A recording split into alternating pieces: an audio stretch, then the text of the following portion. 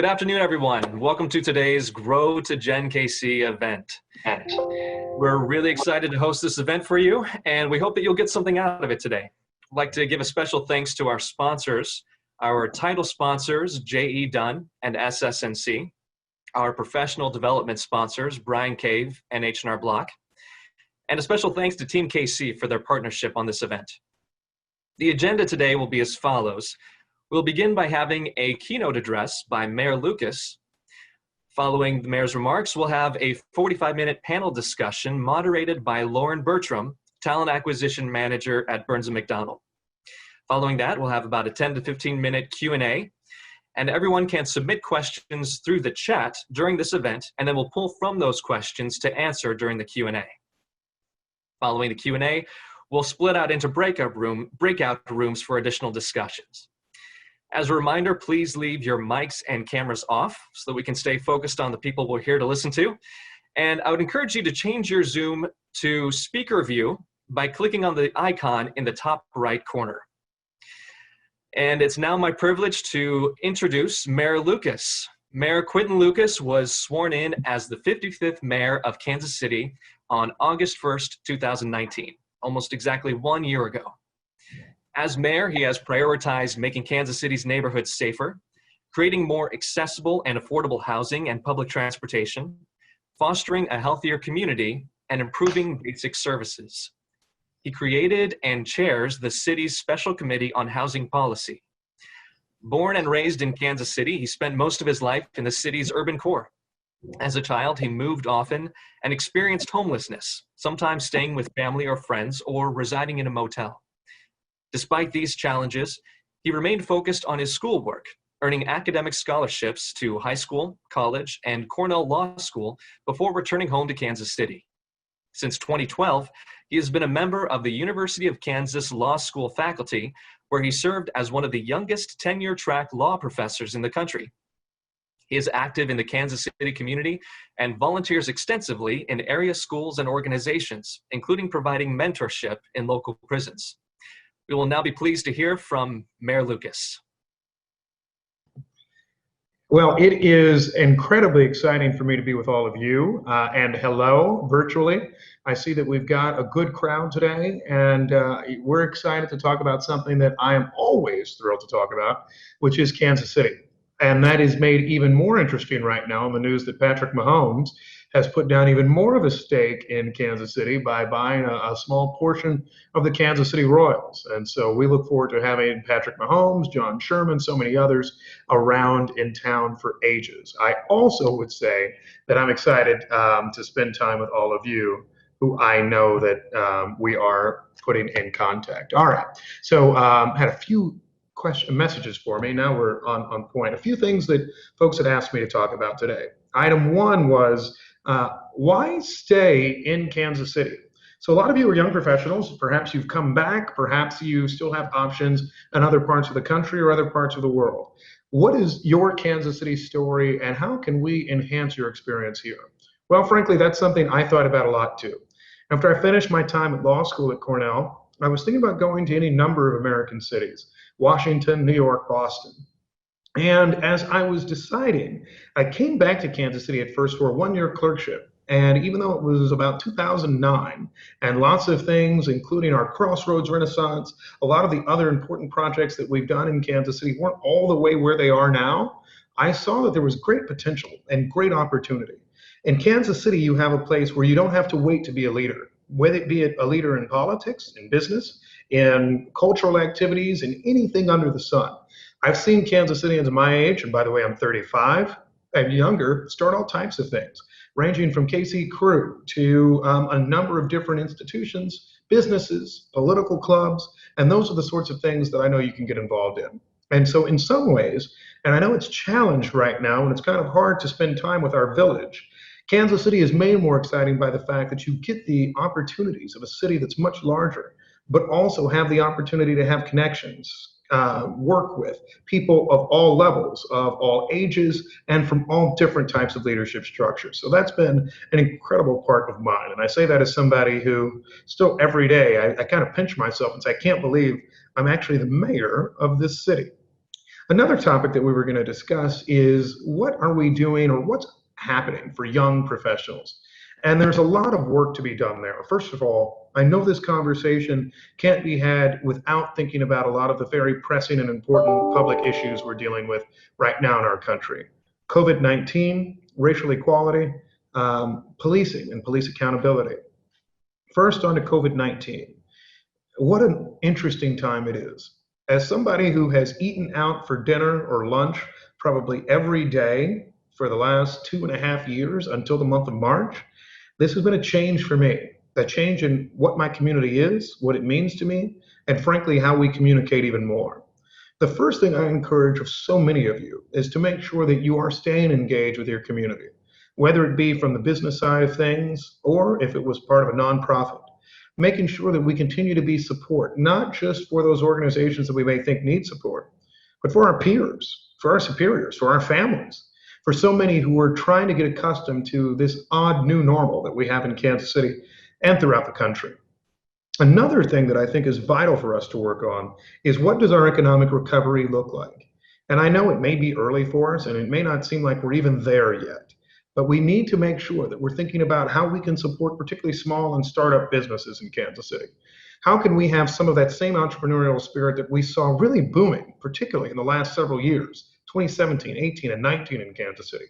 How do we make sure we continue that spirit and bring it back as our economy nationally reopens, whether that be in the first quarter of 2021 or even months or a year after? Another thing that I want us all to think of is how do we actually make sure that we learned some lessons from COVID-19. What we saw was much challenge to our healthcare infrastructure and really a concern relating to our stay-at-home orders as to whether we'll be able to handle an overload of patients or any number of items, including testing realities and how we work between the private sector and government. For those of you particularly in that space and who are in the health world, medical technology, thinking about how we can actually enhance that long-term so our city is truly ready is something that I've thought a lot about over the last few months, particularly because I have a lot more time now at home to watch Netflix. As we talk about two other issues, right, policing and race relations, and they're really inextricably linked. The first thing I think is the institutional challenge that we have in front of us. We know that this isn't just a moment where we can wave a magic wand and everything's fixed in a second or a moment or even a month. But what we do know is that we need to make sure we're having space for new voices. And I say this as someone who is Black, somebody who understands a lot of what I've heard from the community, but also knows that I have my own limits. My worldview is seen through a prism of somebody who grew up in Kansas City, went to a private school, went on to actually private college and law school. My prism is through the prism of somebody, my view is through the prism of somebody who thinks about law in a certain way, and not necessarily somebody who may see law differently from another side or from a different community. Really welcoming new voices into our spaces is the way that I think we can make the boldest difference for so many here in Kansas City. And so that would be another area of significance for us as we look at our issues long term. And then finally on policing, understanding that the question about policing isn't really just one about what our police officers are doing each day, but I think it's more about what are our laws, what is society asking? That's why as a mayor, and just about under a year, and August 1 is my 1-year anniversary, we've taken lots of important steps to do, I think, things that are changing what our foundations of government, of Kansas City are all about. For example, we've decriminalized marijuana in Kansas City. Now, of course, that does not mean that it's legal. It's still a charge under state law and federal law. But what we've done is actually tried to make sure that at least under municipal ordinances, we've stripped marijuana from our municipal code. The reason being, because we heard from lots of people, both during the protests and before, about that cycle that you get into if you're arrested for that first municipal ordinance violation, and then in a local prison, and then on and on from there. We're trying to make sure that we can avoid that, and we think that's why that's one key and important step. We've seen the same with things like parking tickets and trying to eliminate incarceration for those. And we'll continue to see further steps in a number of different areas. This is what change is about. Change sometimes is big, sometimes it's small, but it's not just for a moment. We need to make sure that with our brothers and sisters who might be marching in the streets or might still be in a boardroom, that they all know that we're listening and that we're willing to accept change, that we're willing to say that Kansas City will be for the better when everybody thinks their voices can be heard. So how do you get involved in all of this? How is this not a moment that's just passing by? I think there are a few key things that you can do. First of all, know your importance. I have the chance as mayor to appoint a number of people to boards and commissions, and it's all the more impactful when I talk to a young professional crowd like you. I'm proud of the fact that I'm not the oldest man myself, but a lot of my staff is actually younger than me. I have a chief of staff in his 20s. I have a lot of other folks who are in boards and commissions, including folks in their 20s and 30s, who are running boards that have existed for decades, and where people said for some time, well, you have to have some sort of person. We believe in balance, absolutely, but we also believe that balance can't just be between two folks in their 70s. We need to make sure that we're incorporating all of your voices, whether you just started at your company or whether you've been there for 30 years. That's how we make some level of difference. So what I would encourage you to do is make sure that you email us, mayorq@kcmo.org. That's mayorq@kcmo.org. If you're interested in being in a board, on working on things ranging from the sports commission to all types of exciting activities that Kansas City is a part of, we'd love to hear from you. Whether you think it helps you professionally or not, this is where changes are made and decisions are made every day in our community and our region. And by the way, I know that some of you, for some reason, live outside of Kansas City, Missouri. Well, I'm happy to hear from all of you too. We have a number of boards and commissions where you can make a big difference in Kansas City because we really do see a lot of the work that we do as metropolitan work, as regional work. And I think that's how we can actually grow this region better for the long term. So then a final point that I was asked about, which relates to diversity and public safety, and I'll take those separately. On diversity, I think what I said before holds true. How are you making space for others? How are you making space to listen? How are you challenging your own views? It's hard, and I know it's terrible work and challenging work for me all the time too, to say, where do I have blind spots? That's the sort of work that I think you need to do each day. I know I try to do it. Making sure that in my conversations, I'm making space for a new perspective. Making sure that in my entertainment, I'm looking for something different. That's how we build a stronger Kansas City long term. And frankly, that's how we build a Kansas City that's welcoming to minority and women young professionals, an area where at lots of our firms we continue to have significant challenges with retention over the years. And then finally, part of the safety conversation. This is a tough time in Kansas City. We understand that there are some neighborhoods in Kansas City that have had significant challenges. I myself have had 2 homicides down the block from me, actually pretty much next door, over the last month and a half. We'll continue to do the important work to make our community safer. That's why, despite all the politics around us, we'll continue to try to ensure that our primary goal is making sure that we're safe, that we're bringing down those numbers that can mar a reputation of a city, think Baltimore or St. Louis. And we also are going to make sure we're doing the work to come up with new and creative ways to both prevent and intervene in violent crime. We know it can't just be an enforcement issue. It has to be one where we're working with communities more broadly to ensure that Kansas Cityans, not just today, but well into our next generation, are safer. So, has it been a crazy year? Yeah. Has it been a challenging job? Absolutely. But I'm still so excited that back at the age of 25, I decided to come back to Kansas City. I've had a wonderful career as a lawyer and now a public servant. But more than anything, I've gotten to meet an amazing set of dynamic people, particularly dynamic young people like yourselves. I thank you for your involvement each day in Kansas City, and I look forward to seeing where we go ahead.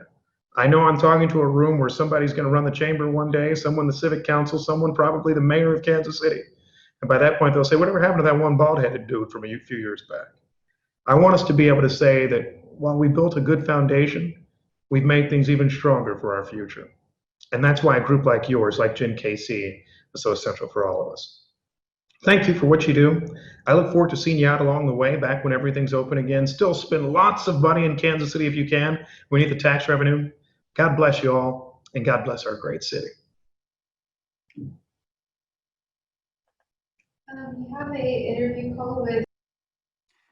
Thank you, Mayor, for those words and for taking the time to join us today.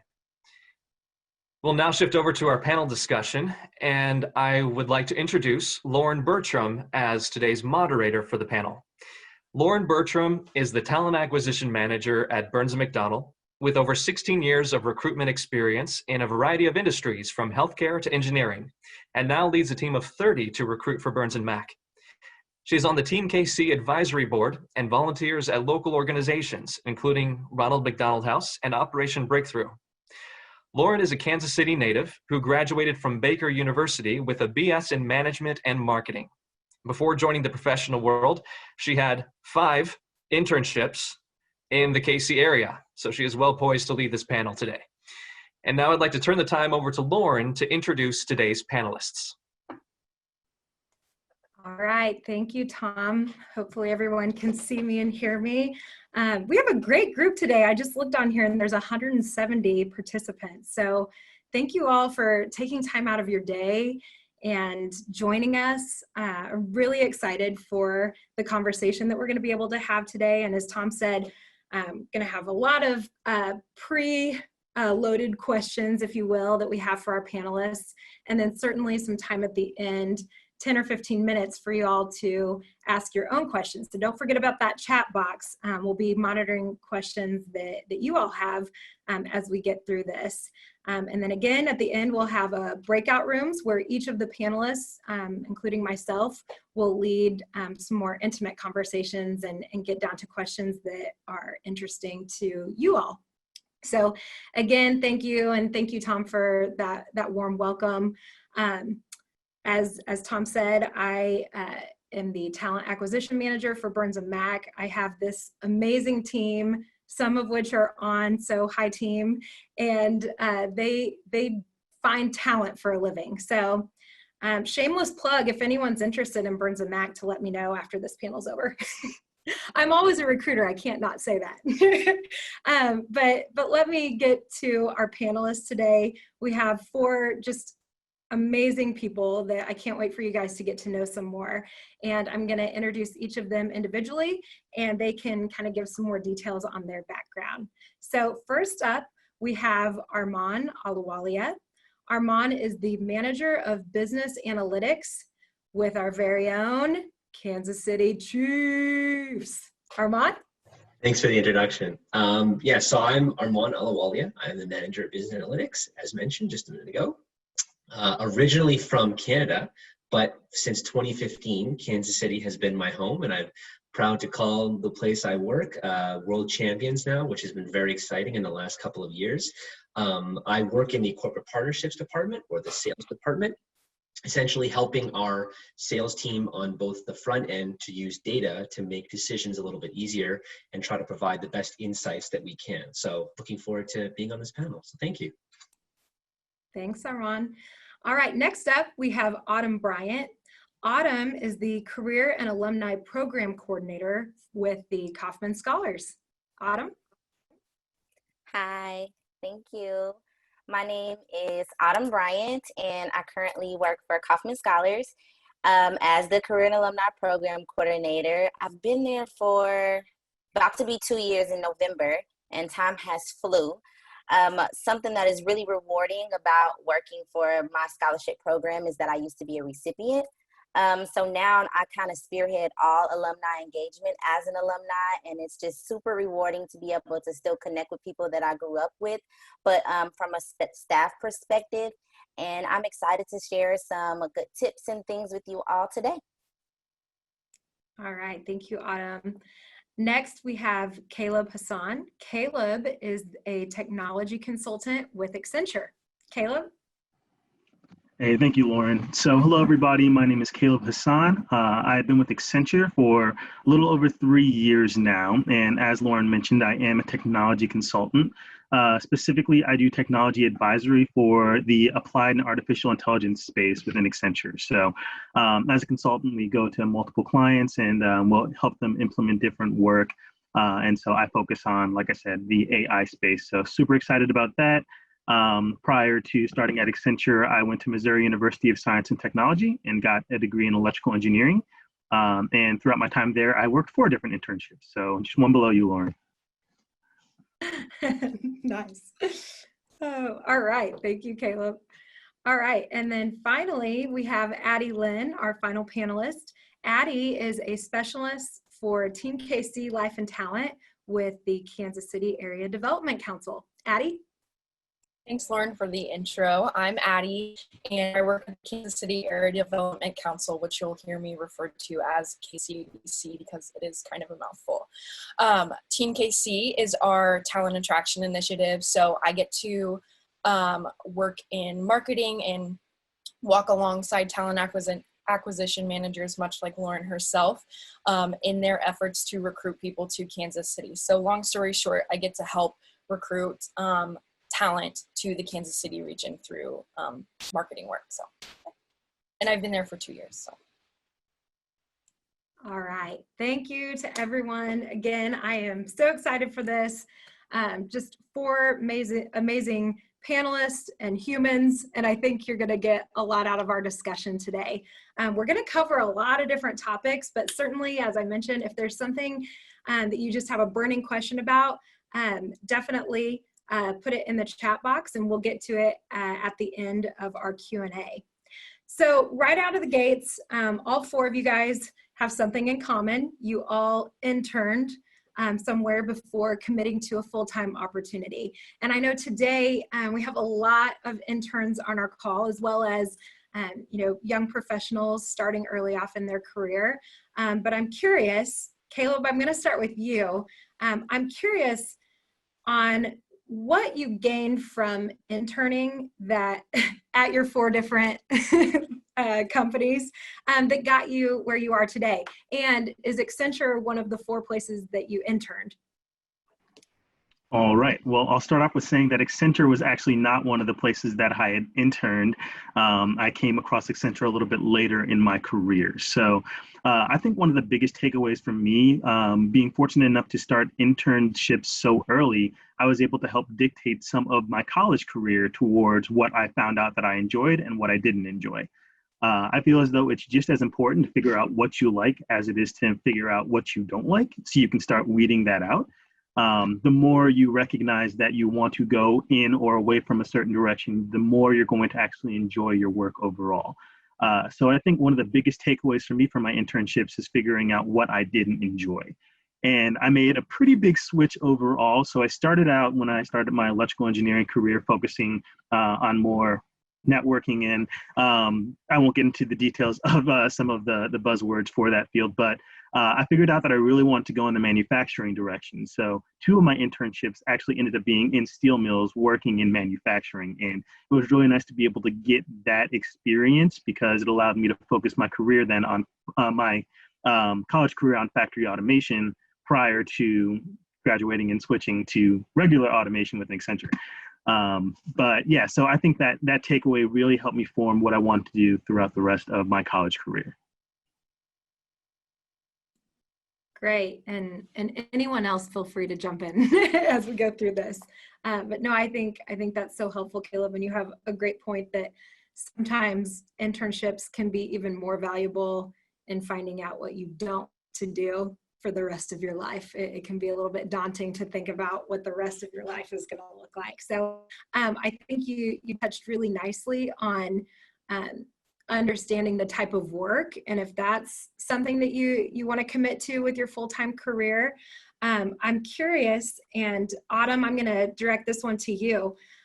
When you think about where you want to work full-time, so as mentioned, there's a lot of current interns on this call that are kind of figuring that out right now, and then maybe if you guys are anything like me, when I first started out in my career as a new graduate, I was like, is this what this is going to look like for the rest of my life? It's just kind of a weird time in general. So how do you know if you like where you're at? And certainly work is work and a good job should be challenging, but how do you know if the work that you're doing is a life-draining bore or if it's going to be a really rewarding career? Yeah, that's such a hard question because I think it's trial and error, but for me, and I think everybody can relate, most internships and most entry-level jobs, you may view them as a little bit remedial, but that's because they're on the surface. You can't just go in and be a manager or an executive director. You really have to work your way up and know the ins and outs of the culture and the different systems. And so sometimes I think being a victim of like immediate gratification and wanting to go into a job and just being so gratified by this fulfilling experience, you forget that you just kind of have to stay the course. And so with that, I think it can be challenging if you feel like it's a little draining. But in my journey so far, I've found that trying to take initiative and find ways to be innovative in your role are extremely helpful. And I know sometimes you may feel like you don't have that support at work, depending on your particular position, but it's really important for everyone to find that confidence to kind of advocate for themselves, excuse me, and have a really open conversation with your supervisors about, hey, I really kind of want to take initiative in this area. If you're able to do that and you're able to find ways to be innovative in your role, you might find it a little bit more rewarding and kind of make the role fit you versus you fitting the role. If you're not able to do that for a lot of different extenuating circumstances, I always encourage people to find something outside of work that you really like to do, whether that is volunteering, whether that is going bike riding, because you can't expect your job to kind of fulfill you. And if you are getting joy in other areas of your life, then it won't be so daunting when you go to work. And while you're kind of smoothing over that transition, should you decide you want to leave, you still, you kind of have a peace about you because you're fulfilled in other areas. So that's what I would say. Piggyback off of that just real quick. Yeah, I think that Autumn hit it right on the head. The value of asking to get involved in what you want to do it really is invaluable, because at the end of the day, the worst they can say is, oh, sorry, no, we don't actually have this opportunity for you to actually participate in this type of activity, or they might try to figure out how to get you or direct you in some other direction so that way you can still get some of that fulfillment. But you have to just start by asking, because they're not going to know what you actually really want to do or what you really enjoy until you just reach out and you express that. And so if you're able to articulate, hey, I don't necessarily like doing this type of work, but I'm willing to continue to do it if I can also spend 5 or 10% of my time also learning this new area. Because as long as you continue to add value to the company, they're going to appreciate the work that you do. Such a good point. I'm a piggyback again. Sorry. And when Caleb mentioned like about asking and just emphasizing that if you're at an internship, a lot of internship programs have adapted like the kind of round robin thing where you go to different departments and see the different aspects of the company. Some internships have not adapted that, but the internship is really the perfect place to ask and kind of explore.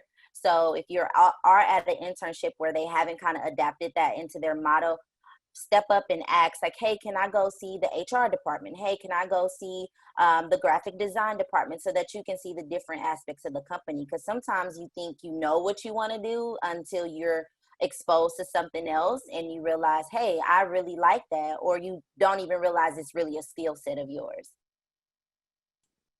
Excellent point. Yeah, I love the theme of it doesn't hurt to ask. Armand, I'm going to direct this next one to you. So I think when Autumn and Caleb spoke, all of you actually are just people who have quite a bit of confidence, I would say, and obviously you're doing well in your professional life. What advice would you give to someone on building their confidence in a new role at a company and having the courage to even ask? Because sometimes people think, oh, they're not, I need to like stay in my lane and like crawl before I walk, like all the different things that you hear about, before you just go boldly and take something on that's not necessarily yours. Yeah, absolutely. So I think for me, when I did my internship with the Kansas City Chiefs, I'd never actually been in an office type setting before. I'd always done food and beverage at a stadium, or I'd done news reporting for the university teams that I went to. So I'd never actually really been in an office. So getting used to the office setting was kind of is a very challenging thing for me to kind of approach. So my mentality was, for me, and I always try to apply this in every aspect of life, is try to find a connection with someone there's always some connection. You may have to dig up a little bit. You may have to look at their LinkedIn profile to kind of look a little bit more to find something. But I basically researched everybody in my department and said, okay, where did they go to school? Where are they from? What have they done before? And so, while that may seem crazy, it was actually really impactful, because on the first day when they were walking me around, they said, oh, hey, this is Ben. I said, oh, Ben, you're from New Jersey, right? And you worked for the New York Jets. He's like, absolutely. How did you know that? I said, well, I looked you up. And then there was a guy who played basketball at Western Illinois. I'm a huge basketball fan. I used to scout basketball in college. So I said, hey, I hear there's a Canadian on the Western Illinois team. I'd love to chat more about that. And so that instantly just kind of gave me a quick couple of hitters to kind of go, oh, hey, like, I can talk to these people. And so it's all about making that kind of that first impression. And I still remember to this day, my vice president, who became my ultimate boss, walked past, and the person who was showing me around said, hey, there's this guy, he's rattling off facts about people. Try Tyler. And I was like, okay. I said, well, you're from here. You went to Davidson, you were at the Padres. And he was like, what's your name? And I'm like, I'm Armand. And so that was just a very simple kind of, again, that matches my personality, and people who know me will understand that. But what part of it was is that I started building those confidence in terms of just building connections with people, because I would go in early and I would go pop by people's office and just talk about, like, hey, like, did you watch the game last night? Like water cooler talk, but just on a more personal level, so that it kind of became this normal thing where I do my rounds in the morning to kind of just talk to people. Now, some people, they put their head down, and I've interned at an engineering type firm where they're not as chatty in the morning, let's call it that. But it was all about finding the connections, maybe chatting to them at lunch, or when they are going to the water cooler, having a quick conversation. So that's always really worked for me, is just kind of a very simple, but it does take work, and that's kind of part of it. You have to kind of work yourself up to kind of build up that confidence internally, and then it will continue to pay dividends down the road. I love that. Oh my gosh. Yeah, I feel like you could write a book on that. How being creepy pays off. Addie, did you have something to add? Yeah. I think building those connections with people is a great way to have confidence, and don't be intimidated when you're reaching out to people, because I think a lot of people are inclined to help you when you're in that position, because they've been in that position themselves once before, and they're going to think, oh, back when I was a student, I was in your shoes as well. And then I also think a good way to build confidence is just to own what you don't know. Especially when you're an intern or just starting out in your career, there's a lot of things that you won't have experience with. So you can almost sit down and make a list of, like, here are the skills that I have, here are the skills that I want to attain. And when you're talking to people, it's okay to kind of take ownership of that. Like, I haven't had a chance to learn about this, this, and this, and that's how I want to grow. So definitely just keep that in. Don't view those as weaknesses, I would say. I love that. Yeah, Lauren, I'm just going to add on. I love what Addie said. I was just thinking that, like, how to gain confidence. And in my mind, I was thinking of, like, lists, and confidence is all about knowing, like, your capabilities. And so knowing or trusting that the people that hired you could have picked anybody else. And so they chose you to be there for specific reasons. And so your capabilities were outshone anybody else in the different interviewing processes, or however you got there. So in addition to what Addie said, writing out your skill sets, that's the same thing as, like, writing out your capabilities, writing out the good stuff about you. And then, as Addie mentioned as well, writing out the stuff that you still need to work on, because everybody has growth areas, I think, are super helpful. And then you can tie that in with what Armand said about, connecting. Even though I'm an extrovert, I'm not big on, like, connecting with a whole bunch of people. But I do always think it's really, really important for you to connect with one or two people that can be solid mentors for you. And mentorship is a huge commitment. And so when Armand talked about, doing your research, that's when it really comes into play. Because when you go to ask somebody to be your mentor, you're really asking a lot from them. But if you have that research and you have, like, the list and things like that of what you're capable of, where you want to go, and you go to that person, almost like proposal, like, hey, I sought you out. I saw you in this field. I love how you got to where you're at. And here's where I'm trying to grow. And I believe that you're the person that can help me with that. that is going to be amazing, because they know that you're just as invested in how you want to grow, and they will want to help you get to that level. And then having that type of support system will really build your confidence, because they're always going to be in your corner. I mean, I know you got your like mom and your family and stuff, but on a professional level, to feel like confident in your capabilities as a professional, it's really good to have a mentor. I love that. Excellent points, everyone. And the the mentorship topic is definitely one we should explore later. I think a commonality that all of you guys have addressed in this question is you're basically describing soft skills. And so I think soft skills get talked about a lot. Certainly in my world, from a talent acquisition standpoint, it's constantly something we're hearing from, hiring managers, and, oh, what we really need is just candidates or talent with these soft skills. And so soft skills are also very up to each person's discretion too. So Addie, I'm going to start with you on this one. How do you define soft skills? What soft skills do you think you had that you brought to the table at KCADC?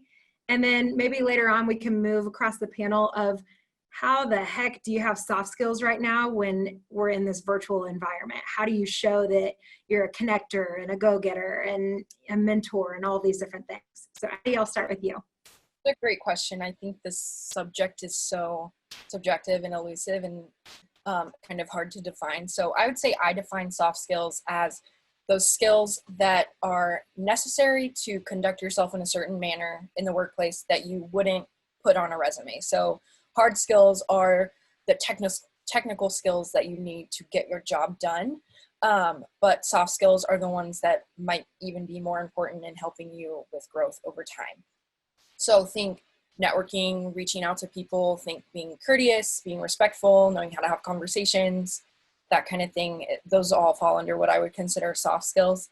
And I am definitely of the mindset that these kind of skills can be developed. I think there are certain personality types that have an easier time with soft skills, but definitely it's not something that you can't learn over time. Take networking, for example. I think when I first started in college, trying to like network with people and go to different, conferences and events where you're talking to strangers, I really struggled with it. And it's still it doesn't come super easy to me. But the more you do it, it's kind of like a muscle, and the more you practice, the more that muscle grows. So I definitely think it's something that your whole life you could shy away from it because you think, oh, I'm not good at that. That's not for me. But really, if you just do it a few times and keep doing it, it gets easier and easier and easier. And then I would say virtually, it's definitely hard. I definitely think that when I have my first in-person networking event, when this is all said and done, I'm going to be like lost. Oh my gosh, I don't remember how to talk to people or have a conversation. But again, I'm not worried about it because it's something that I know, like it's a skill that I can kind of gain back with practice. But I think virtually, anytime you can, jump on a happy hour or, just don't shut yourself out to those opportunities. I think for a while we were all really burnt out on the whole Zoom happy hours, but maybe now if you're still working from home, like get back in the game and just make sure you're keeping up your relationships with people that you work with. Yeah, and I'll add a few things there is that, I never considered myself to have soft skills, and probably, I still think I've got a long way to work on those. But a lot of what I've done in my past internships, right, when I went and I used to write for the university paper and I did the stuff, they had a chance to be on the radio and they had a chance to be on camera to do some stuff. And I had no idea how to present myself in a positive way, but it just took repetition and time. And when I used to do informational interviews, a lot of it was very much of, I had a set list of questions and I kind of stuck to those. And then as time went on, I started to get the cadence and the pitch and the volume of it, and kind of working on those things and trying to sound warm. I stood up when I was on the phone to kind of, make my voice come through a little bit better. So it's a lot of those where it's just repetition and focus. But if you want to get better, it's just listening to the small things. One of the things I've tried to pick up on not doing is saying or as much as I can. And of course, I'm probably going to do this 5,000 times, and everyone's going to listen to my ums and ahs on this. So I think it's just trying to continue just to practice. And you can also practice with family, friends. It doesn't have to be in a work setting. And I think that people just get so focused on, well, I have to practice at work and I'm not very good. And anyone can get better. To Addie's point earlier, self-development is very easy, that you just have to put the time in and it will show dividends. And to Addie's point about, virtually, I think, yes, it is very difficult. I do miss the interaction with, the office next to mine and the one else and everyone else in the group coming together and, going out for lunch is just such a simple novelty that I miss a lot. But there are times when because of our Teams application on Microsoft, I can just call someone up real quick and just have a conversation with them really easily. So that's been nice to kind of curb some of the ability to kind of miss people a little bit. I love that. Let's stick to the virtual environment theme right now. And Caleb, I'm going to go to you for a moment. So we talked about soft skills and kind of getting your foot in the door and building your network virtually. But once you're in, how do you grow your career professionally, and how do you stay engaged without feeling like you're being a nuisance or anything like that? Yeah, thank you. So one thing is that I will state that things are looking different based off of a lot of things moving towards more of a virtual environment versus an in-person environment. So I'll try to touch on both of those a little bit. And I'll back up to when the norm was that people were going into the office or being able to interact in an in-person setting. And so when that was more common, I feel as though my biggest thing was just being present. It goes a long way to be able to show your face or to be able to show up. Now it looks like showing up on virtual calls and happy hours and events such as that. But just simply being present is so key, because the more people see your name or recognize your face, the more they'll think, I remember I ran into this one person during this event or on this call or during this virtual trivia event. They seem to be very excited about what they did. How can I reach out to them? How can I see if they want to get more involved? And from that, I've been shoulder tapped. I only joined genKC because of the involvement I had within the office, and it allowed me to interact and meet the managing director of the Kansas City office. We're very close. I can call him up on the phone or send him a text message if I'm like, hey, I need your help on this event. Can you help me out? And he'll respond back very promptly. And so I think allowing yourself the opportunity to be seen and be present is one of the biggest things that you can do. In addition, now that we are in a more virtual environment, I try to think about how can we continue to have in-office camaraderie in some way, even at this virtual state. And so I think about, like I said, the trivia that we've been able to do virtually. I took an event that I saw happen in one organization and mentioned it to another place. And so they're trying to implement that within the Kansas City office within Accenture, or some things that I may have seen done on a genKC call. I can bring back and I can say, hey, this was really fun. Either I'll help plan it or I'll bring somebody else in, so I have a little group of individuals that I can interact with, especially with new joiners coming into the office. It's really nice to be able to see how to get them involved. So I think that just being present and just asking, again, going back to asking questions, how can I get involved? Is there an event that allows me to capitalize on Pride Month, which was a couple months ago, or the Black Lives Matter movement that is continually going on? If you're curious about those conversations, there's probably somebody else that's curious about them too. So you can utilize those and leverage those to help build your brand and help build your network to continue to move forward within a company.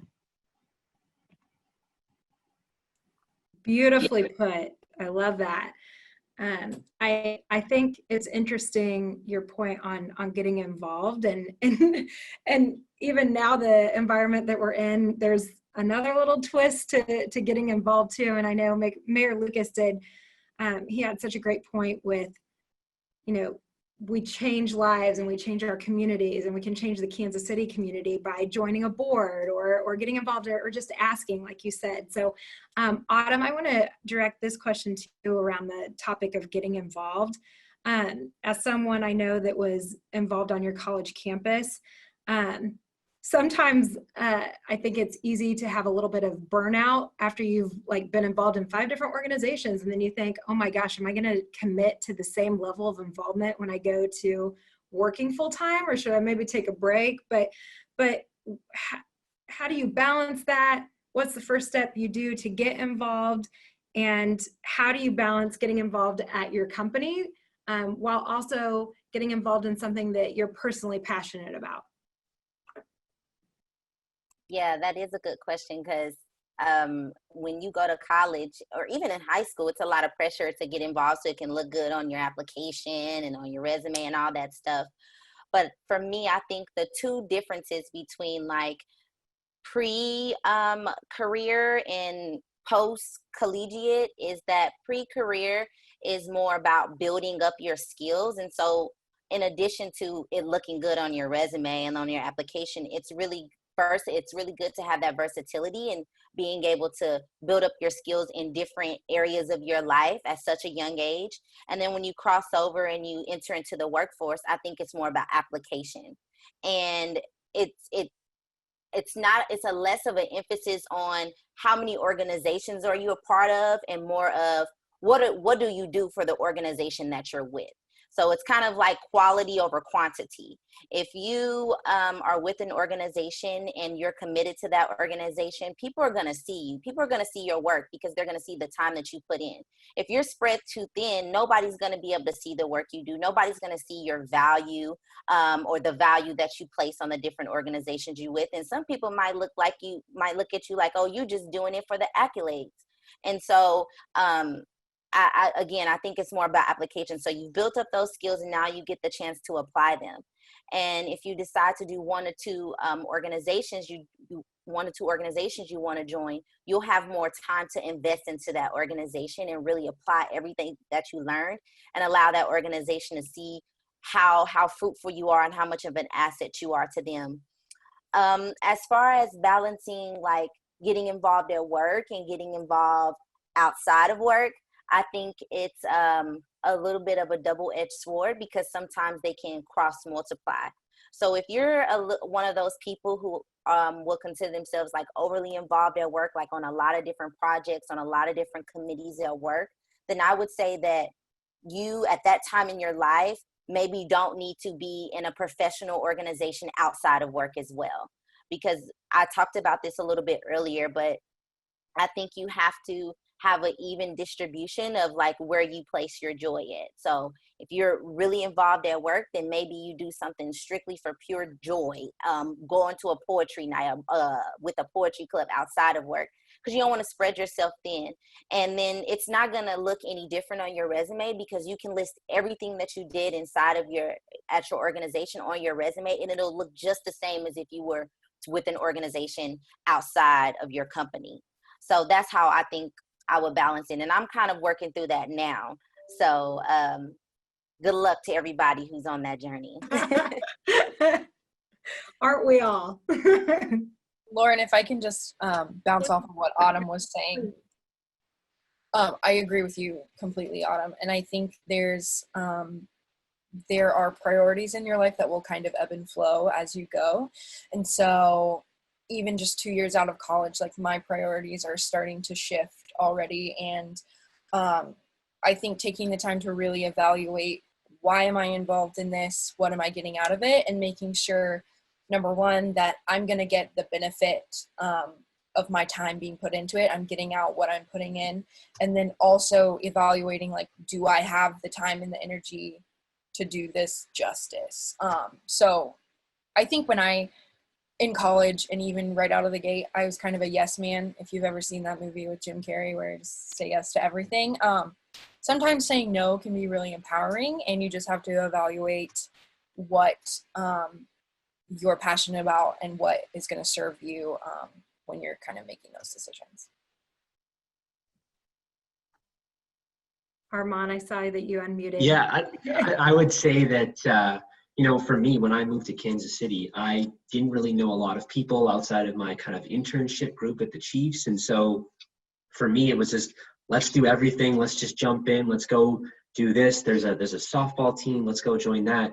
But then I kind of wanted to try to figure out what was the right fit for me. I mean, the genKC events were pretty great kind of early on where I had an opportunity and I was exposed to that. But then I was trying to figure out, okay, what's the right fit for me? And you don't have to necessarily rush into it. And I probably would have done the same thing again had I started over of, okay, let me try a few things. Let me figure out what fits for me, because right now I'm really passionate about genKC, and being on the board and doing stuff like this is really, really helpful.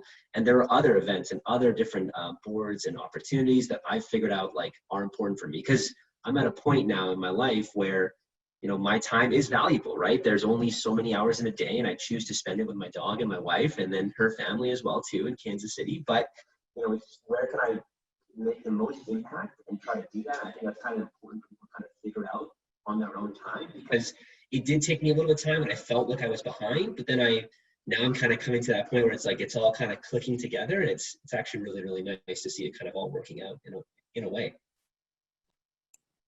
Wonderful. Yeah. So, I'm so sorry, Lauren. oh yeah, no, sorry, go for it.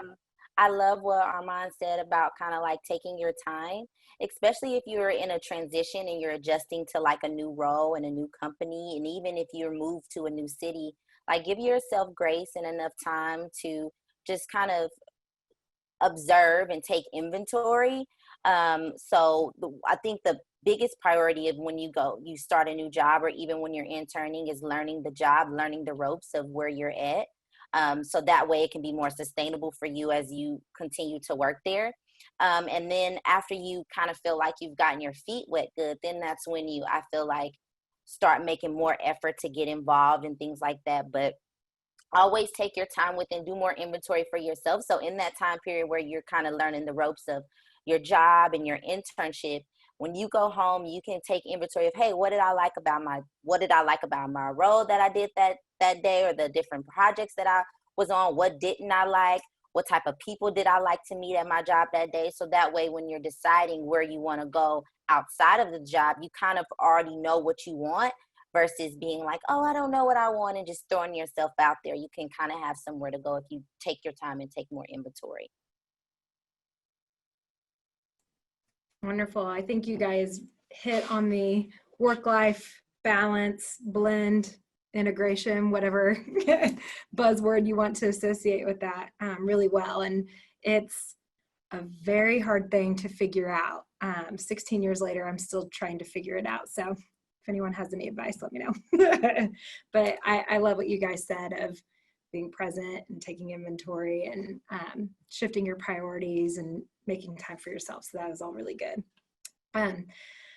I want to shift a little bit as we're, getting close to our Q&A time.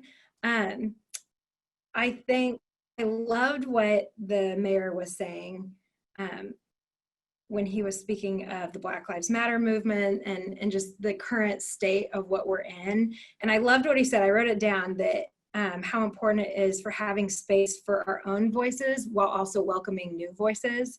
And so this topic is just super interesting to me and super important to me, and also very timely. When each of you, and Caleb, I'm going to start with you. When each of you were looking for a company, how did you find one that had a focus on inclusion and diversity and really embodied the type of culture for everyone that you were looking for? And then in what ways do you guys advocate for an inclusive culture at your own company? So Caleb, I'll start with you on this one. Sure thing. So when I was first looking for a company, and this is difficult to say because I was one of those people that formulated a spreadsheet with any different possibility or option that I had just to, when I was starting getting job offers and started looking. So I had the compensation portion, the benefits portion, the lateral mobility within the company, all of that. And inclusion and diversity was an important aspect of it. And one thing that stood out to me was speaking to some of the individuals that went to my company. They kind of broke down the whole diversity and inclusion concept. And so they took it as two separate entities, as you have diversity and recognizing people's individual differences and what is different about them, to try to understand, hey, we are unique, we are different, we come from different backgrounds, different cultures. And then inclusion as, though we do come from a separate place, how can we come together and work towards a common goal? And hearing that, I think that was one really big thing that kind of put it over and put a few more ticks in that column or in that row to say, hey, this company really does care for inclusion and diversity and inclusion, and they want to make sure that that is something that is forefront for them. So it's not just about what they're saying, but it's about seeing the efforts towards, within Accenture, we volunteer at Pride every year. Well, when the Pride Festival actually happens. At Pride, we have our employee resource groups that focus on Hispanic American and African American and Asian American culture. And you'll see different organizations putting on events for these months to kind of say, hey, how do we step forward and how do we put on or do a collaborated event with African American Employee Resource Group and the Women's Employee Resource Group, and how can we bring our cultures together to say, hey, here are our differences, here are how we answer some questions that people might not know how to actually address. And so within my organization itself, I'm involved in our African American Employee Resource Group, and I am a Pride ally as well. And I do like to have these conversations with individuals, but we started something called Coffee Chats, and the name has shifted over the last couple of years, but ultimately it was an opportunity for people to speak freely and ask questions about a culture or heritage that they didn't know. So we were really informalizing them, and we actually had events at people's houses just so people feel more comfortable. So I remember there was one on the Jewish community where people were able to just come through and ask, hey, I don't know much about your culture. Here's a question that I might not have felt comfortable asking in the older time workplace. And we started breaking down those barriers outside of the office so that way those conversations can happen within the office. And so I think that was just a really big thing and a really great thing to be able to see.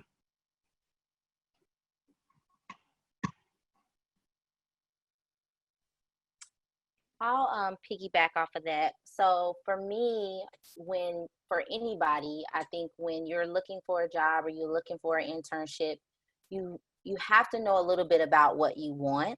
And I know we're searching our whole lives for that. That's why people become 60 and don't know what to do with retirement because they don't know what they want. But it takes, going back to what we talked about, taking your time to do some inventory and really recognizing some of the things that you want and not going off of what other people want for you. So when I first entered into the workspace, I wanted to work at a nonprofit because I just had this, I guess, superhero syndrome of, oh, I want to give back, I want to save the world or whatever. So, and I automatically thought that if I'm helping a community of color, that the leadership and that the team would reflect that. That was not the case at my first job. And so through that experience, I realized that that's not necessarily something that I really enjoy being at. And then I was fortunate enough to come to the organization that I'm with now, who all of our team is pretty multicultural. And so, but that is just by happen chance. So I know all organizations do not look that way. And sometimes, even if an organization is not always all the way multicultural, if you know that the values and the people there are good and you ask the right questions to find that out, then you can know whether or not that aligns with your values. But you, again, that goes back to knowing what you want, knowing what your values are, knowing what's super important to you. Because it may not be important to you to be in an organization where everybody looks like you, but it may be important for you to be at an organization where you know people have good intentions. And sometimes that can be very hard to pinpoint, but you have to go back to asking those questions and doing your research on the organization and their history. I think that is really important for everybody to kind of have in their frontal lobe as they're doing their research, is knowing the history of an organization. Because if the history reflects a lineage of not aligning with your values or the things that you want, then it may be deep rooted into that organization. It may be hard to change. And so you have to know if you want to go in and break the system or if you want to go somewhere else where the system has already been kind of broken and change has already started. So you kind of know where you want to play it and again, what your values are.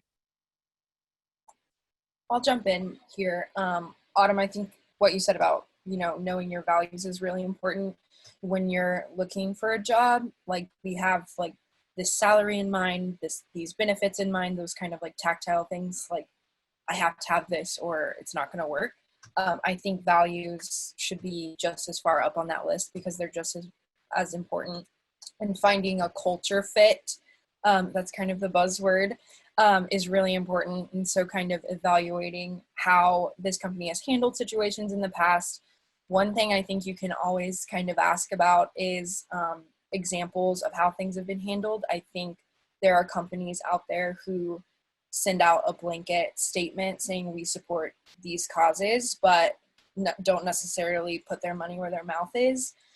So I think it's important to make sure that anything you're seeing in their history isn't just lip service. They're actually taking actions to build kind of a sustainable path forward rather than just having, a reaction to certain current events that are going on. So I think that's one way, is just asking those questions. Provide me concrete examples of how this company has handled situations, and how can I be involved in that as well? How can I be a part of the change? Yeah, I would like to add to that too, that one of the other things with like this whole looking for a job that fits you, not you kind of fitting into the job concept, is also knowing, like, I've carried this belief, and I feel like everybody should adopt it in some capacity, that whatever space you walk in, you're meant to be there. And just because you may walk into a space and it's not reflective of, certain ideals that you have, doesn't mean that you're not meant to be there. And it doesn't mean that you shouldn't be there. Again, it just goes back to, what do you want? And if you want to put in the work to be in a space that is not necessarily inclusive of someone of your color, someone of your background, someone of your sexual preference background, you just have to know, again, what you want and what your values are and how you're going to work through that. And I'll take a different perspective on it. I think coming from Canada and coming from a very diverse kind of city, and having my parents come up as a very diverse background, when I moved to Kansas City, I took the job because I was so infatuated with working in sports, and still am. And I think the sports industry is a little bit different, where, I didn't have multiple job offers. I had one internship, or it was I had to go back to Winnipeg, where I'm from. And so for me, when I got here to Kansas City, not knowing a bunch about it, when I got here, I found it, wow, this is not as diverse as a place, but I see that as an opportunity to educate people. And so even on my team, while it's not as diverse, I've seen over the last couple of years, things start to change in a positive way. And also from my perspective, I've seen it as a great opportunity to not only educate, but close the gap and try to bring people together. And we've had some discussions recently as an all staff, which have been really great. And from that, I found some people that I didn't necessarily assume were as passionate as I was. And I'm very passionate about diversity and inclusion. I think it makes everything better. As a statistics guy, like, that just stands out to me, that diverse teams outperform, just standard, just whatever that is. And so I think it's important to do that. And so from that, and from everything that's happened over the last 4 months and everything with George Floyd and Breonna Taylor, it's energized me to try to make a difference. And so I'm taking that opportunity right now with people in our company to try to do some other things, while, we are a unusual organization where we have two facets. We have the players and we have the business side. And so the players are very passionate about the right to vote, and I think that's awesome. But I also want to be able to help, young professionals, as well as, have diversity discussions. So we're going to make some great changes, and we're pushing it forward. And I'm really, really excited about what we can do to continue to push diversity and inclusion, when it is such a great time to do that right now. Shout out to you, Armand. And I want to say, like, it's never too early to do that. So just because you're an intern and just because you're just started that job, it's never too early to do that. That actually goes back to the question about how do you know if your job is just a bore, it's not challenging. Like, if you see an area in your company that needs work and the company culture supports growth, and I think a lot of companies are trending to that with everything that's going on. And kind of even before that, just kind of living and working in the 21st century is a lot different than how our parents grew up. So we're able to kind of advocate. We're able to walk into a space, see a space for what it is, and say, hey, here's some tweaks, and be able to do that. And so I encourage everyone not to be intimidated by, like, I'm new to the job, or I'm young. Like, don't be intimidated by that, because you're young, because you're new to the job, you have the best perspective. You come with a fresh set of eyes. You come with a youth on your side. You come with that vigor, that energy. So change can be made if you come in there and you're ready to make that happen. I love that. Let me just Okay. piggyback one quick thing. Yeah, Absolutely. just on top of that, with what Autumn's saying, I also think about the fact that you should feel comfortable being able to have that conversation in the work or with a manager or somebody that you work with, because the company, assuming they're a company that you want to work for, if that's something that you're passionate about, then you want to make sure that people are willing to have those conversations or being willing to hear out the change. Because if you're intimidated to have the conversation because you're afraid of backlash or afraid of any type of recommendation, then that might be a problem that you see from asking the question. You know, even if the conversation doesn't go as planned, it will give you some sort of perspective to how either leadership or HR handles different problems or different discussions or different contexts or context within the company. So I think it's just good to be able to feel comfortable asking those questions, because the response is going to give you enlightenment regardless of it's positive or negative. I love that point. That's such a good point. So yeah, let's stay on that topic just for a second, because I know, again, it could be easy for the four of you who have really great jobs and have had all the success and landed internships and converted and have seemingly a lot of confidence in yourselves and you know what you're bringing to the table at your companies.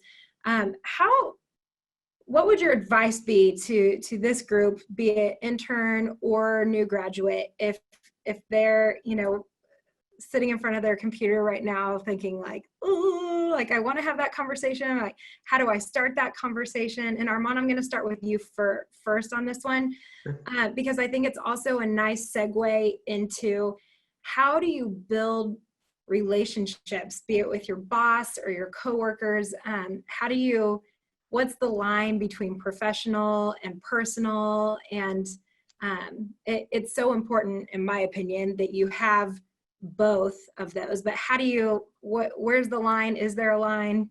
Armand? Yeah, I think for me, even just, you know, recently, you know, I've been with the company heading into my 6th season, and, you know, I wasn't sure what to do with all these ideas I had and kind of who to take them to. Not to say that the conversations weren't easy to have, and they were, because I've built trust over time, but it was a little bit of, you know, find someone that you can relate to and you feel like you have a good bond with. It could be another intern, right, where you bounce the idea off of, because sometimes I found a lot of positivity out of the ability to say, hey, like, you know, to my former intern, you know, Dan, like, you know, what do you think about this idea? This is what I'm thinking. Like, am I off base here? Or like, and then you might be surprised, especially about diversity and inclusion. I was, about how passionate people were on the other side. And I never would have known that had I not asked and had that question. So I think, you know, the first step for me was to kind of just find people who I trusted and said, hey, like, I'm thinking about this thing. Like, what would you think about this, right?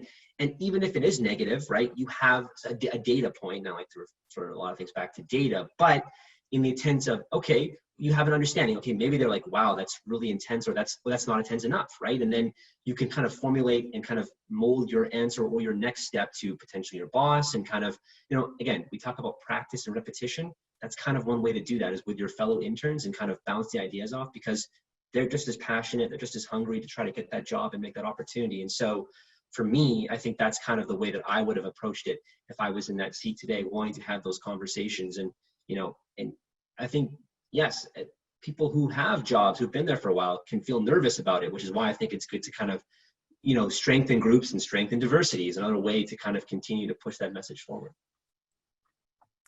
I would say I'm gonna give an example of a time, and I carry guilt for this a long time. So the company that I worked for before, I was the only Black person there, and I did not ever have a conversation with anybody. I would go home and whine to my mom or talk to my friends about it, but I never had any conversations with leadership or with HR or anybody about how I felt, or about even ideas to push diversity in that particular workspace.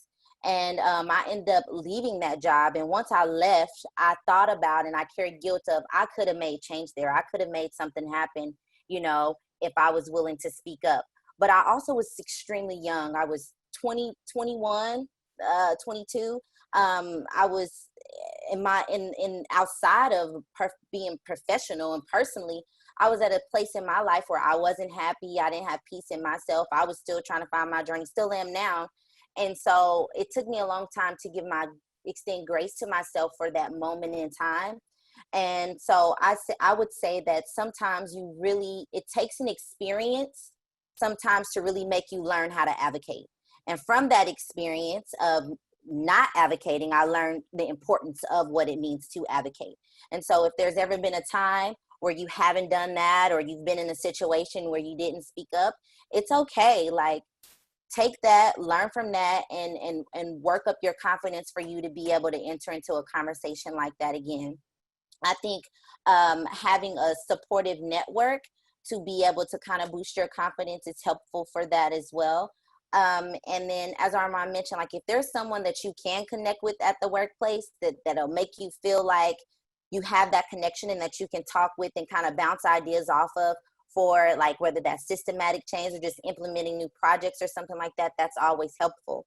For me, I didn't feel like I had that in that sense. So I think that's also another reason why I kind of cornered myself into this very submissive state, which I think a lot of us do at times. But again, it's a learning process, and you're not always going to get it right. And you shouldn't feel bad that you didn't get it right, as long as it's not the same thing over and over. If you didn't get it right one time, you learn from it. If you didn't get it right the second time, okay, now the third time, you got to have something right. But the first time, extend yourself grace for that and just keep trying at it. And we live in a society. I'm so grateful to be, I think I'm a millennial. I don't know what I am, but I'm grateful not to be the gen whatever before me, and because they lived in a very different time than where we live at now. So take the advantages of the trendiness of our society, the people that advocate, take advantage of that, and know that you have a lot more security in who you are and your job if you do decide to have those conversations.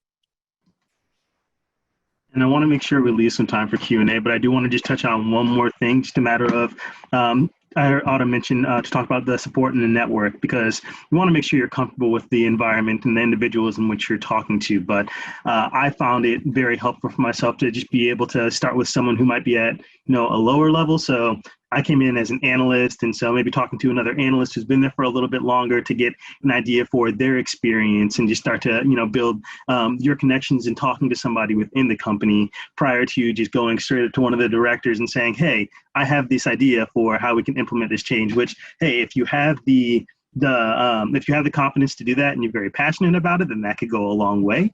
But if you're a little bit more timid, it helps to talk to some of those individuals at lower levels, or even reach out to a manager and say, hey, can I take 15 minutes or a half an hour to just talk to you? I just want to get to know you outside of work, or I just want to get to know how this company works.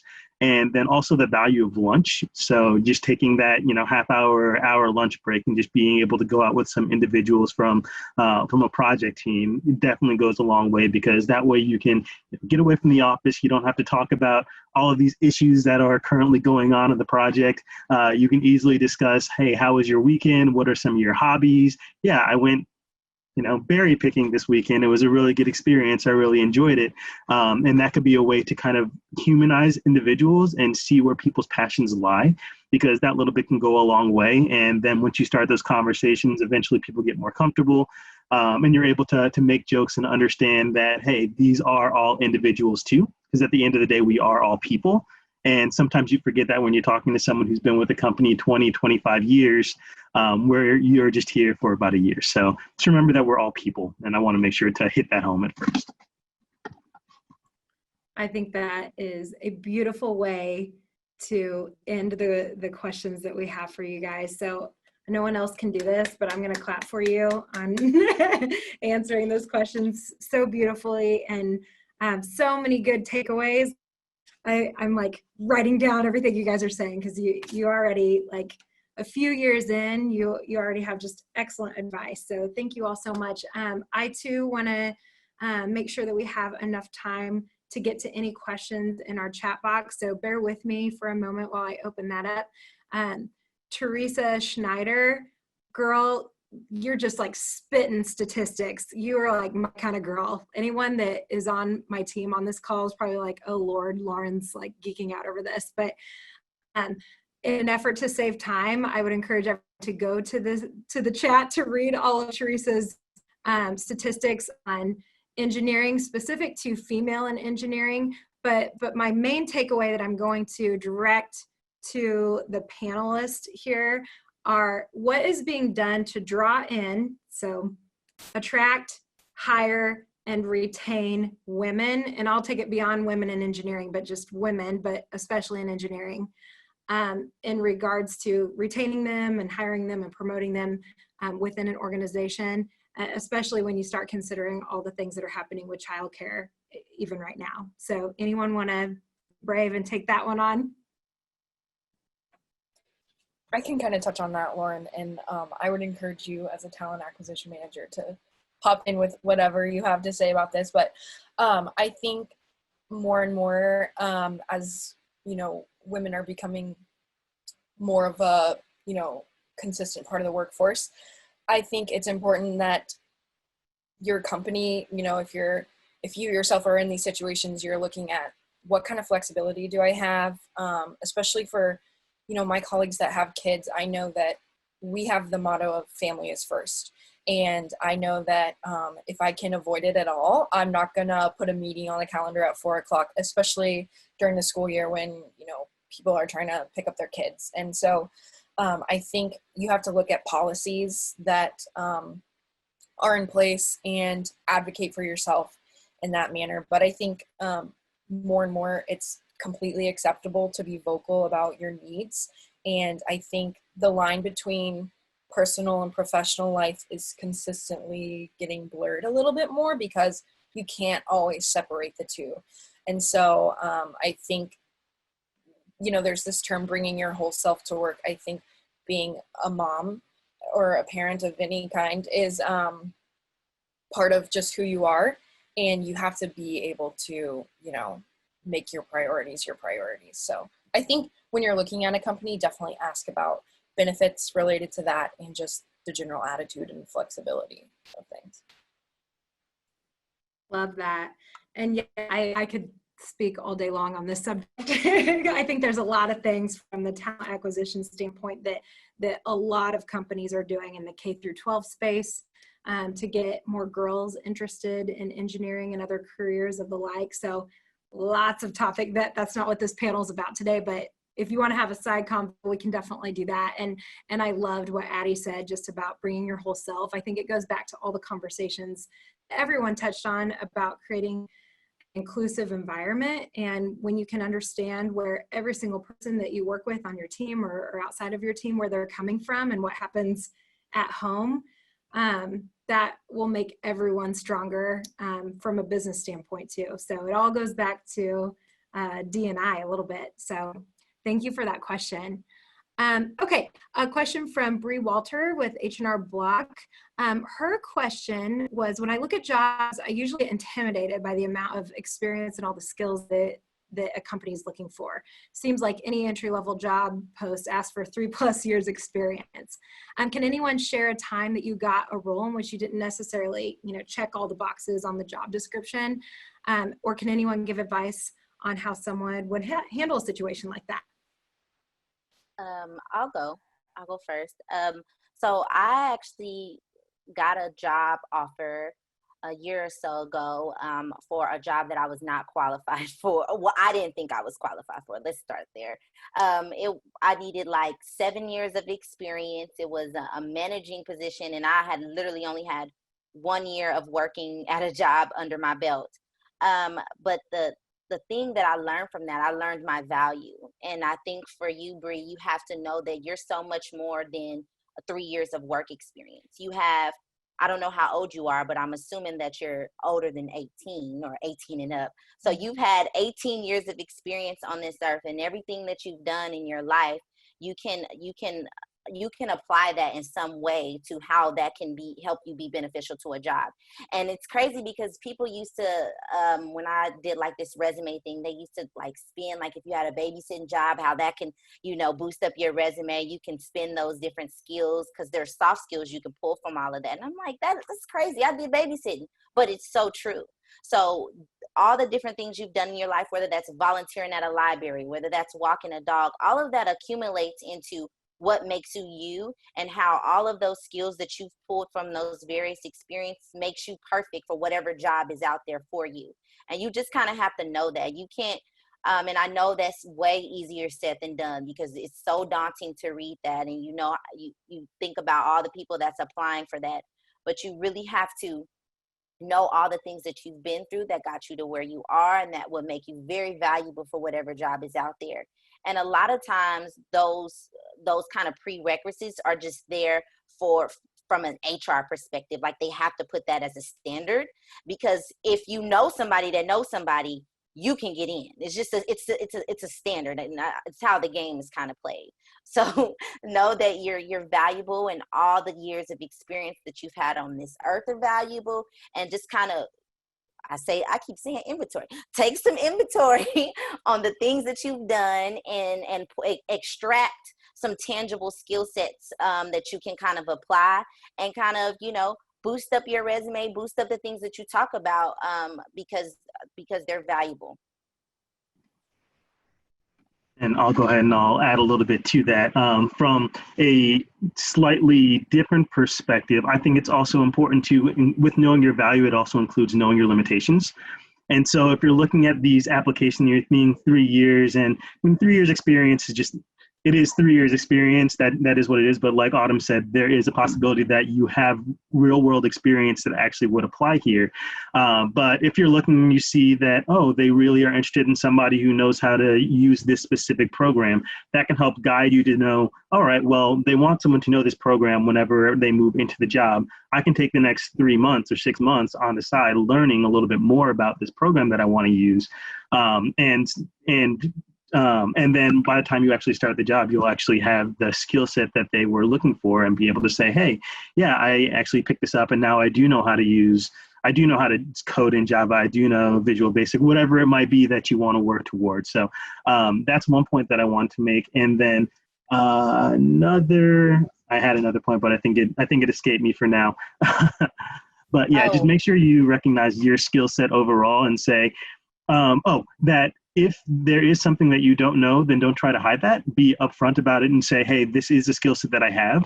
I will work to, and I am working towards improving on this specific skill set. And that way, once you level set, then they'll know that, okay, this person might not have this 3 years of this experience, but they do have a drive towards getting to what we need. I was just about to say that even though you may be limited in some areas, depending on how new a role is to the company. So if it's been like it just kind of depends on where the company's at. But if it's a new role, or if it's a role that they're ready to kind of transition and bring somebody in to kind of mold it into something different, that's like the perfect position. Because if you say, hey, I don't know how to do this specific program, or I don't know how to do this, but I'm willing to learn. Some companies, it really just depends. Some companies will train you as you enter into that role to be able to integrate into that particular program, to learn it and all that kind of stuff. So I say never count yourself out, and always be open to asking those questions. Now, again, kind of going back to what Caleb said about limitations, I'm a positive person. Now, you can go and you can apply for like a job where you need 15 years of experience in coding, and you ain't got no years of coding or whatever for the experience of interviewing. But please know that may not be the right one, because that may be a little far out. But there are some that I think that you probably could sneak into, and again, get trained as you enter into the job. Absolutely agree. No, Lauren, you go ahead. I know we're about of time, so I'm gonna. I'm getting the hook. You guys, thank you so much. Just amazing answers, and I think a lot of us would be cool like taking this on to 4 o'clock into like a virtual happy hour, but because we can't do that, we don't have enough time. And I know there's other really good questions in the group chat. We are going to have the opportunity to go to these breakout rooms now. So keep any questions that you had, and we'll all be, having these individual breakout rooms. I'm going to give one last round of applause to our panelists. I know everyone else is doing the same. Thank you all so much. Just amazing to hear from you. And Tom, I'm turning it back to you. All right, thank you panelists, and thank you Lauren for moderating that panel. That was really helpful. I took notes as well, so I have a page full of notes from you guys. Thank you everyone for attending this event, and thank you again to our sponsors for making this event and events like this possible. This webinar was recorded. We will send out the link in a few days, as well as post it to the KC Chambers YouTube account. And help us plan more events like this one by completing the post-event survey, which will be sent to your emails. We're now going to transition to our breakout rooms for anybody who's interested in keeping the conversations going. Each room is going to be led by a separate panel member, so we'll have 5 different breakout rooms available that you will be auto-separated into. And given the number of people that will be in these rooms, we have a lot of people here today, which is fantastic. Keep the conversation alive by typing your questions and comments into the chat in your breakout rooms, or use the thumbs up icon on your Zoom page so the panel member can know to call on you for any questions or comments you have. So we'll see you in the breakout rooms.